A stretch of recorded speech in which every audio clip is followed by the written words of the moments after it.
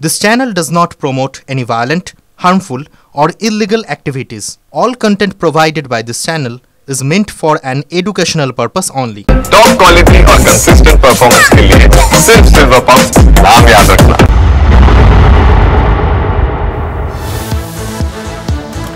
আর এবারে যে ছবিটা আপনাদেরকে দেখাবো, বেহাল নিকাশি অবস্থা, ঘরের মধ্যেই জমা জল, আর সেই জমা জলে পড়ে 6 মাসের এক শিশুকন্যার মৃত্যু হলো।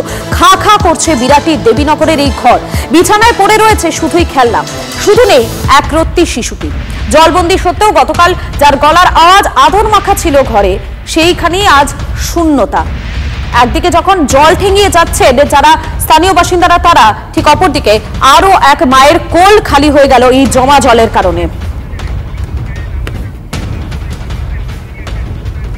বিরাটির দেবীনগরে যে ঘরে ওই 6 মাসের শিশুটি খাট থেকে পড়ে গিয়ে মারা গিয়েছে, সেই ঘরেই আমরা রয়েছি এবং ঘটনার 24 ঘন্টা পেরিয়ে গিয়েছে, এখনও এই বাড়ির এই ঘরে এখনও জল জমে রয়েছে।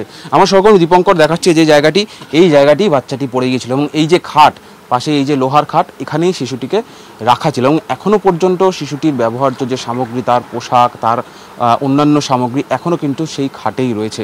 এখান থেকেই তাকে শিশুটির মা তাকে শুইয়ে রেখে যায়, ঘুম পাড়িয়ে রেখে পাশে গিয়েছিল, তারপরেই এই অঘটন ঘটে যায়। ঘরের ছবিটা আমি একবার যদি দেখাই, যেটা প্রশাসন দাবি করছে, রাজ্যের মন্ত্রীরা দাবি করছেন যে বৃষ্টি হলেই জল 3 থেকে 4 ঘন্টায় নেমে যায়, সেখানে এই শিশুটির মৃত্যুর প্রায় 24 ঘন্টা পরেও এখনও কিন্তু সেই ঘরেও জল বর্তমান। সেই দেবীনগর এলাকায় শামুক ভাসছে, মরা শামুক, জলের বোতল, গ্যাস সিলিন্ডার থেকে শুরু হয়ে সমস্ত কিছু ভাসছে এবং এখানে প্রত্যেক বছর এই পরিমাণ কিন্তু জল জমে বা বৃষ্টি বাড়লে জলও বেড়ে যায় এবং মাছ ঘুরতে দেখা যাচ্ছে। এই জল, এই জমা জলে কিন্তু মাছও ঘুরছে, কারণ পাশে জলাশয় রয়েছে, সেখান থেকে জল চলে আসে।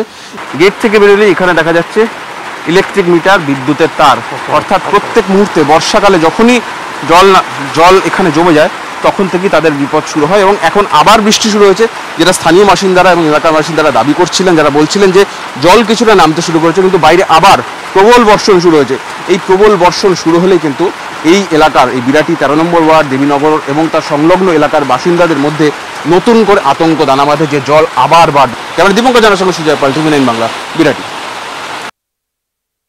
1 মাস ধরে জল বাড়ির মধ্যে, এই জমা জলের মধ্যে দিয়ে আপনাদের চলাফেরা সবকিছু, এই বছর তো প্রথম নয় না, প্রত্যেক বছরই জল জমে। আর জল কতদিন থাকে? অনেক দিন করে থাকে। এবার এই জল কতদিন ধরে আছে? তাও 1 মাস। ঘটনাটা হয়েছে তখন বাড়ির থেকে বেরোচ্ছি, কাজে যাব বেরোচ্ছি, তারপরে দেখি আমাদের বৌমা চিৎকার করছে, কি হয়েছে? তারপর কোলে তুলে নিয়েছে, দেখে যে নেই, কিছু নেই। এই যে বর্ষার জমা জলেই প্রাণ কেড়ে নিল তো আপনার নাতির। হ্যাঁ, আর কি করব? এই জমা জল কতদিন ধরে রয়েছে এখানে? জল রয়েছে 2 মাস ধরে। এই যে নিকাশি নালার যে এই ধরনের চেহারা, আপনি কি দরবার করেছেন প্রশাসনের কাছে? কার সাথে দরবার করব? কে আছে আমাদের? কেউ নেই। কি জানাবো, কাকে জানাবো? কে আমার নাতনিকে ফেরত আনিয়ে দিবে? কেউ দেবে আমার নাতনিকে ফেরত? আমার নাতনিকে কেউ বাঁচিয়ে নিয়ে আসবে? কাকে দোষ দেবো? কাউকে দোষ দেবো নিয়ে, একমাত্র আমার এই কপাল ছাড়া আমার আর কিছু নেই। 1 বা 2 দিন নয়, 1 মাস ধরে বিরাটির দেবীনগরে জমে রয়েছে জল। বেহাল নিকাশি হওয়ায় বেরোতে পারছে না বৃষ্টির জমা জল।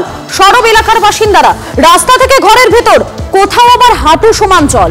ঘরে জমে থাকা জলে পড়ে মৃত্যু হলো 6 মাসের এক শিশুকন্যার। ক্ষোভে ফুঁসছেন দেবীনগরবাসী। বৃষ্টি হলে রাজ্যের যে কোনো জায়গাতেই 3 থেকে 4 ঘন্টার মধ্যে জল নেমে যায় বলে দাবি করছেন রাজ্যের মন্ত্রীরা, খোদ রাজ্য প্রশাসন এই দাবি করছে। কিন্তু সেই জলেই আমরা দাঁড়িয়ে রয়েছি বিরাটির দেবীনগর এলাকায়, যেখানে গতকাল অর্থাৎ 24 ঘন্টা আগে মাত্র 6 মাসের একরত্তি শিশু নিজের বাড়ির খাট থেকে পড়ে বেঘোরে প্রাণ হারিয়েছে। সেই এলাকার মানুষজন রয়েছেন, তাদের প্রত্যেকের সঙ্গে কথা বলবো। দেখা যাচ্ছে তারা প্রত্যেকেই প্রায় হাঁটু সমান জল, সেই জলে দাঁড়িয়েছেন। তারা বলছেন যে জল আগের থেকে কিছুটা নামলেও অবস্থার উন্নতি হয়নি। এই যে জলটা, এই বছর যে জলটা হয়েছে, এই জলটা এখন 1 মাসের মতো হলো, এই জলটা এখনো স্ট্যাগনেন্ট অবস্থায় রয়েছে। জল প্রতি বছরই হয়। প্রশাসন দেখে না? দেখে তো, তাদের চোখের সামনেই তো হচ্ছে। বৃষ্টির যদি কমে যায় তখন কমে যায়, কিন্তু 2-3 বছর পরে আবার এবছরে ডুবাচ্ছে। এটা দেখুন, জ্যৈষ্ঠ মাসে শুরু হয়েছিল, জ্যৈষ্ঠ মাসে শুরু হয়ে একবার ডুবালো, আবার শুকনো হয়ে গেল রাস্তা, সেই আবার কিছু নেই, তো লাগাতার বৃষ্টির জল। অবশ্যই খামতি ছিল, বিগত দিনে যারা ছিল প্রায় 48 বছর ধরে একটা রাজনৈতিক দলের থেকে কাউন্সিলর যারা ছিলেন তারা এখানে। আপনি কত বছর ধরে আছেন? আমি 22 সাল থেকে আসি। 2022 সাল থেকে আমি আসার পরে জল নিকাশি প্লাস রাস্তাঘাটের ডেভেলপমেন্ট 60%-এর উপরে রাস্তা ডেভেলপ করেছি।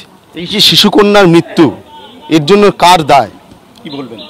এটা একদম উপরে ভগবান ছাড়া আর কিছু দায় দেওয়ার কিছু নেই, কারণ কোনো মৃত্যুই স্বাভাবিক নয় এবং এইসব মৃত্যু কারুর কাম্য না। কেউ চায় না যে এই ধরনের একটা নিকাশির বেহাল অবস্থার জন্য, আপনি বেহাল দশার জন্য দায়? না না না, নিকাশির অবস্থা একদম যে খারাপ তা নয়, নিকাশির ব্যবস্থা করা হয়েছে। আর এটা একটা নিচু অঞ্চল, এই অঞ্চলে একটু বৃষ্টি হলে জল হয় ঠিকই, কিন্তু যে বাড়িতে ঘটনাটা ঘটেছে সেই বাড়িটা রাস্তার থেকে আরও অনেক নিচু।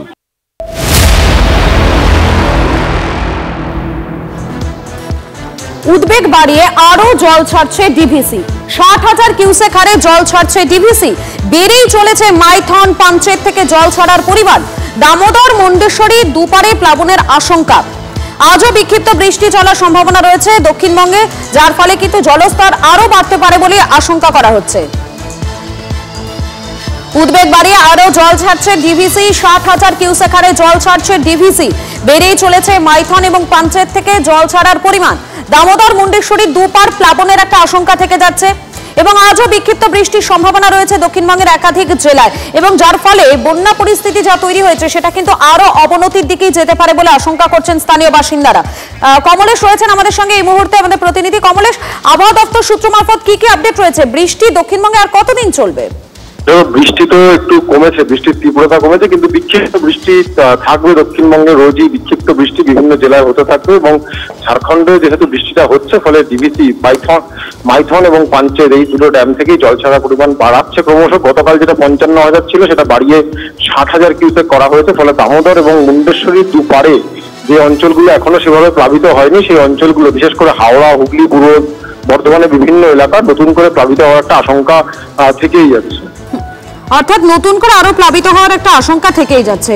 ধন্যবাদ কমলেশ তোমাকে।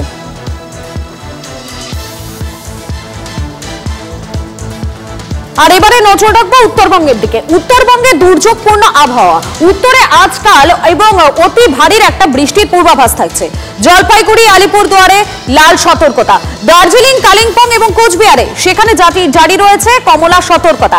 24 ঘন্টায় 160 মিলিমিটার বৃষ্টি হতে পারে জলপাইগুড়িতে। আলিপুরদুয়ারে 152 মিলিমিটার, কোচবিহারে 53 মিলিমিটার বৃষ্টি। সিকিমে ভুটানের জলে বিপদ আরো অনেকটা বাড়তে পারে বলে আশঙ্কা করা হচ্ছে।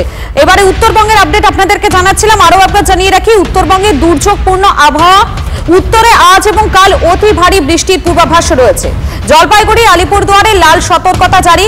দার্জিলিং, কালিম্পং, কোচবিহারে জারি রয়েছে কমলা সতর্কতা।